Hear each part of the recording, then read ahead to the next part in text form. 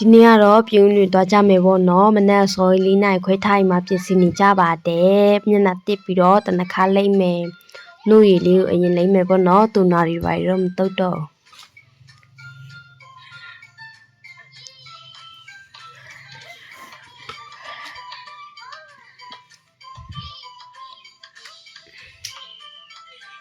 အမေကိုလည်းခေါ်ပြလိုက်သေးတယ်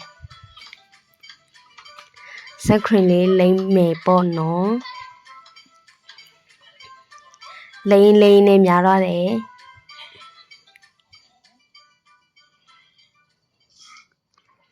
ပုတ်တယ်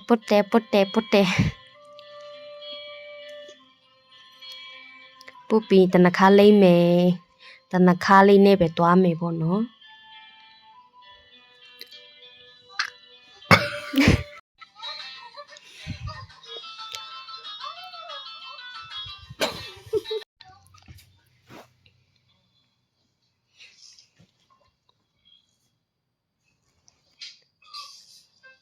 ကောင်းဖိပါမယ်မရှိတဲ့ကောင်းစပင်လေးကိုဖိတယ်